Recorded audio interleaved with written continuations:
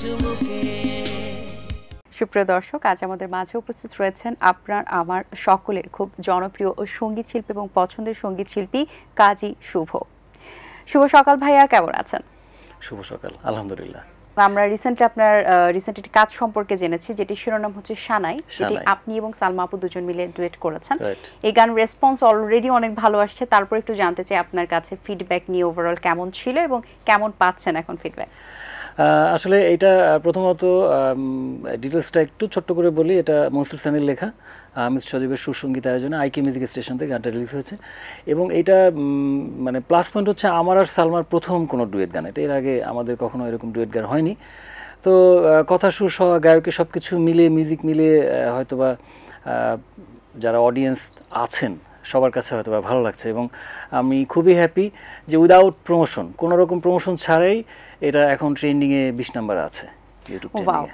আপনি বলছিলেন সালমাপুর সাথে এটা আপনার ফার্স্ট ডুয়েট, সেই জায়গা থেকে এক্সপেরিয়েন্স কেমন ছিল কাজ করার? ভালোই, মানে ওর ভয়েসটা তো একদমই একটু ডিফারেন্ট, আর আমার ভয়েসটা মূলত ও সালমা তো মূলত ফোক বেশি করে, আর আমি তো ফোক করে আসলে আমি আমার শখের জায়গা থেকে, কিন্তু আমার ভয়েসটা তো বেসিক্যালি ফোক ভয়েস না, মেলো ভয়েস। তো সেই জায়গা থেকে কেমিস্ট্রিটা খারাপ হয়নি, হয়তোবা সেটাই অডিয়েন্সরা বেশিভাবে নিচ্ছেন আর কি, সুন্দরভাবে অ্যাকসেপ্ট করেছেন। আচ্ছা, যে গানের কথাই হচ্ছে সেই গানটি যদি দর্শকদেরকে না শোনাই, দর্শকরা রাগ করবেন? সানাই গান যদি একদম নতুন গান, তারপর এক লাইন গাইছি। এবং ডুয়েট গান কথাগুলো আসলে মেল ফিমেল ভাগ করা, তারপর একটু করে গাইছি। আমি কি আর সস্তায় মন তোমার সাথে মানায়, নালিশ আমি করব এবার ডাইরেক্ট গিয়ে থানায়, বিচার যদি করিতে হয় মনের কইর আগে, হায় রে মনের কেন এত তোমায় ভালো লাগে। এরকম ছিল আর কি, মানে পাল্টাপাল্টি কথাবার্তা আর কি। চমৎকার কথা। আসলে ডাইরেক্ট গিয়ে মামলা করবো, ডাইরেক্ট গিয়ে থানায়। সঙ্গীত শিল্পীদের লাইফে দেখা যায় যে কিছু গান টার্নিং পয়েন্ট হিসেবে দাঁড়ায়, এবং তার মধ্যে যে গানগুলোর কথা বারবারই কিন্তু আপনার জীবনের সাথে সংশ্লিষ্ট, শোনাবো, মন পাজরে, এই গানগুলোর কথা আমরা বারবারই বলি এবং বারবারই শুনতেও ভালো লাগে আসলে। এবং দর্শক শ্রোতা এতটাই পছন্দ করেছেন যে আমরা যদি জেনারেশন ওয়াইজও দেখি, এখন যে আলফা জেনারেশন আসছে তারাও কিন্তু এই গানগুলো শুনছে। শুধু যে জেনজি পর্যন্তই ছিল তা কিন্তু নয়, এবং প্রজন্ম বাই প্রজন্ম এই ধরনের গান কিন্তু থেকে যায়। সেই জায়গা থেকে এই গানগুলোর যে টার্নিং পয়েন্ট আপনার লাইফে, যে এখনো এটার এফেক্টটা রয়েছে, সবকিছু মিলিয়ে আপনার কেমন অনুভূত হয়? আসলে মানে আমি যে গানগুলোর কথা বললেন, এগুলো আমার স্টার্টিং একদম প্রথম অ্যালবামের গান, শোনাবো শুনশুনিগো। তারপরে মন পাজর গানটা আমার নিজেরই সুর করা, রাকিবের মিউজিক ছিল, জাহিদ ভাই লেখা ছিল, এটাও 2012-র দিকে করা।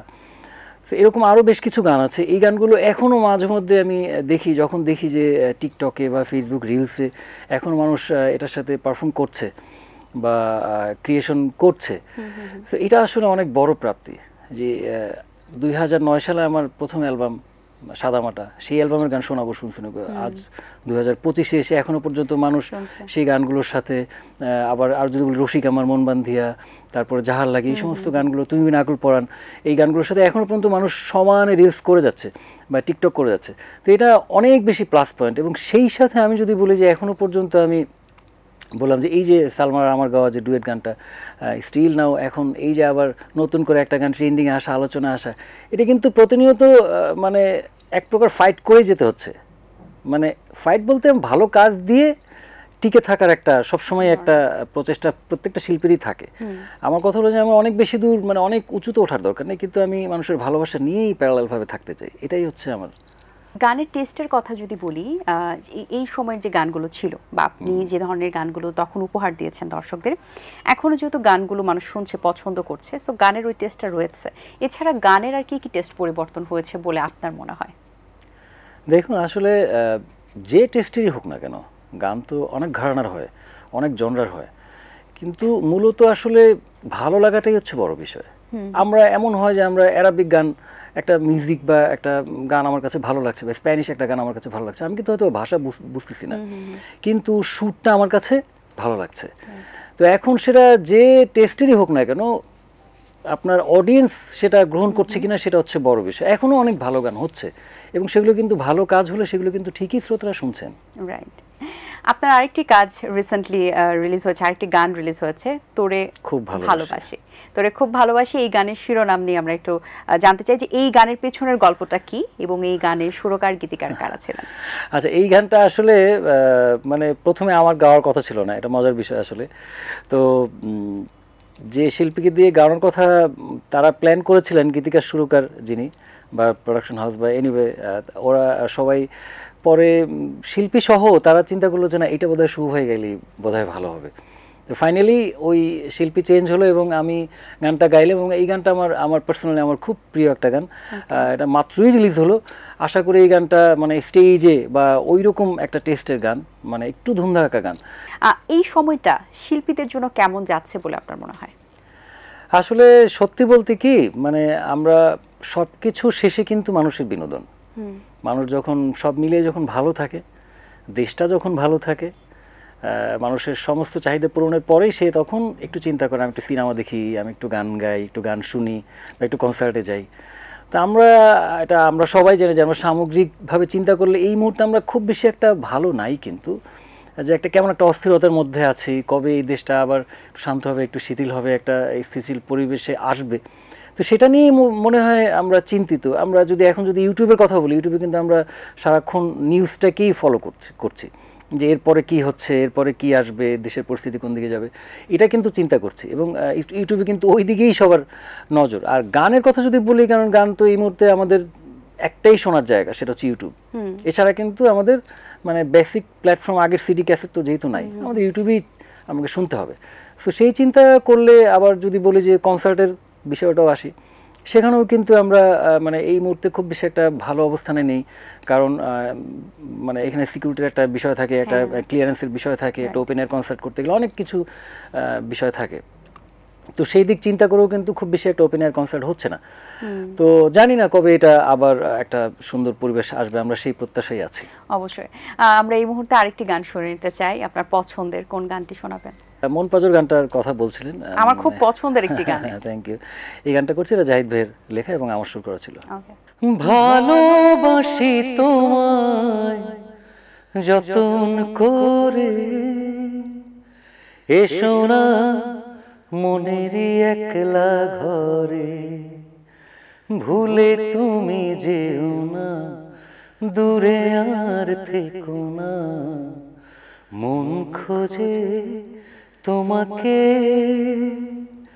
মন পাজরে শুধু তুমি আছো, কেউ তো আর থাকে না, ভালোবাসি আমি শুধু তোমায়, চোখেতে চোখ রাখো না। বাহ, চমৎকার! অসংখ্য ধন্যবাদ আপনাকে। একটা সময় আমরা শুধু টেলিভিশন কেন্দ্রিকই ছিলাম এবং আমরা একটা সময় অধীর আগ্রহে বসে থাকতাম যে অডিও শুনবো, সিডিতে, ডিভিডিতে, ক্যাসেটে। এখন অনেক মাধ্যম হয়েছে এবং শিল্পীদের জন্য কিন্তু এটা একটা অনেক সুবর্ণ সুযোগ যে বিভিন্ন প্ল্যাটফর্মে তারা নিজেকে নতুনভাবে নতুনত্ব নিয়ে রিপ্রেজেন্ট করতে পারছে। হয়তোবা তারা টেলিভিশনে করছে না, তারা ইউটিউবে করছে, বা ইউটিউবে করছে না, তারা সোশ্যাল মিডিয়াতে করছে। সো এই যে শিল্পীদের জন্য যে একটা সেক্টর ওয়াইজ হয়ে গেছে, অনেকগুলো সেক্টর ডিভাইডেড হয়ে গেছে, এবং শিল্পীও কিন্তু তৈরি হচ্ছে। সো এই শিল্পী এবং মাধ্যম ডিভাইডেড হওয়ার কারণে শিল্পীদের দর্শকদের কাছ পর্যন্ত পৌঁছানোর যে দূরত্বটা, এটা কি আসলে বেড়েছে না কমেছে? এইটা আপনার কাছে কেমন লাগে? খুব দারুণ, এটা খুব সমসাময়িক প্রশ্ন। এবং এটা আমি যদি বলি যে একটা সময় আমাদের শুরু থেকে একটু বলি যে আমরা যেরকম প্রথম অ্যালবাম নিয়ে আমি প্রোডাকশন হাউসের কাছে গিয়েছি এক প্রকার পরীক্ষার মতো, যে আমরা 2 বছর বসে আরফিন রুমি এবং আমরা এই অ্যালবামটা করেছি, সাদামাটা, যেটা প্রথম অ্যালবাম আমার। তো তারা প্রোডাকশন হাউস লেজারভিশনের ওনার, তারা বললেন যে তোমরা অ্যালবামটা রেখে যাও, আমরা শুনে জানাবো। তো এক প্রকার কিন্তু পরীক্ষার মতোই। এবং তাদের কাছে ফাইনালি অ্যালবামটা ভালো লাগলো, তারা 2-3 দিন পরে আমাদেরকে ডাকলেন, দেন আমরা সামনের দিকে এগিয়ে গেলাম। বাট এখন যেটা হয়েছে, সুবিধা এবং অসুবিধা দুইটার কথাই বলছি। সুবিধা, যারা নতুন, যারা ভালো গান গায় তাদের জন্য অবশ্যই ভালো যে তার কিন্তু এই প্রোডাকশন হাউসের পেছনে দৌড়াতে হচ্ছে না, কারণ সে খুব সুন্দর খালি গলায় গান গেয়ে সে তার নিজস্ব প্ল্যাটফর্মে ইউটিউব ফেসবুকে ছেড়ে দিল, লাখ লাখ মানুষের কাছে পৌঁছে গেল, সে রাতারাতি দেখা গেলো যে সেলিব্রিটি হয়ে গেল। এটা একটা প্লাস পয়েন্ট। আবার এটার মাইনাস পয়েন্ট যদি আমি বলি, খারাপ দিক, অনেক সময় এই প্রত্যেকটা প্ল্যাটফর্মে কিন্তু প্রমোশন করা যায়। আমরা যদি ফেসবুক বলি, ইউটিউব বলি, টিকটক বলি, সমস্ত জায়গায় কিন্তু প্রমোশন করা যায়। তো সেখানে অনেক খারাপ কন্টেন্টও কিন্তু দেখা গেলো যে প্রমোশনের মাধ্যমে সেটাকে মানুষের মাঝে ছড়িয়ে দেয়া হচ্ছে এবং সেটা সম্ভব। তাতে দেখা গেলো যে ওই কন্টেন্টটা মানুষের কাছে পৌঁছে গেল, বা একটা ভালো কন্টেন্ট সে প্রমোশন করলো না, বা প্রমোশনের অভাবে কিন্তু পেছনে পড়ে গেল। তো এই হচ্ছে মূলত বেসিক পার্থক্যটা। আসলে অনেক সময় ভালো কন্টেন্ট চাপা পড়ে যাচ্ছে। ভাইয়া, আমরা কথা বলতে বলতে যেহেতু একটু শেষ প্রান্তে এসেছি, যাওয়ার আগে আপনার কণ্ঠে আরেকটি গান শুনতে চাই। ওকে, শোনাবো শুনশুনি গো। ওকে ওকে, এটা শ্রদ্ধেয় প্রয়াত খালেক দেওয়ান সাহেবের কথাও সুরে, আরফিন রুমির কম্পোজিশন ছিল, প্রথম অ্যালবামের গান আমার। ও বউ গো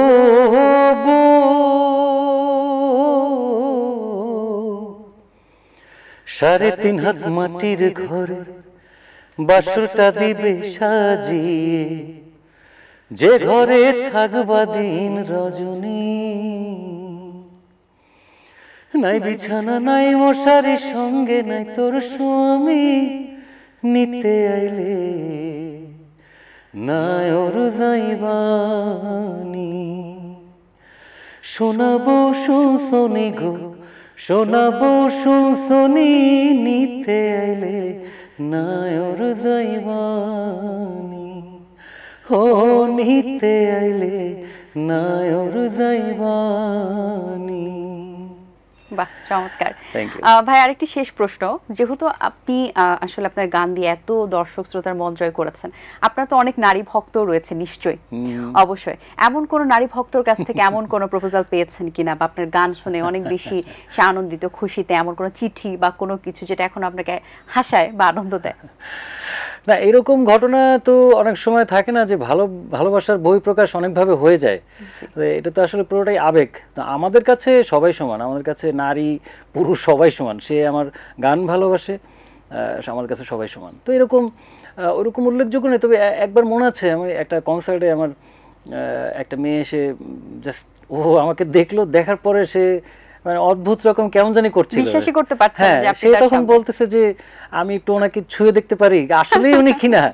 তো এটা মনে পড়ে, এরকম অনেক ঘটনা আছে আসলে। এগুলো আসলে দর্শকদের ভালোবাসা, ফ্যানদের ভালোবাসা। অসংখ্য ধন্যবাদ ভাই আপনাকে। আপনি আসলেই সুন্দর গান শোনা হয় এবং সুন্দর কিছু কথা হয়। আমরা আসলে আপনাকে আবারও চাই, সেই পর্যন্ত নতুন যে কাজগুলো আবার শুরু করবেন, আমরা আরো নতুন নতুন কাজ চাই আপনার কাছ থেকে। অনেক অনেক শুভকামনা রইল আপনার জন্য। ভালো থাকবেন।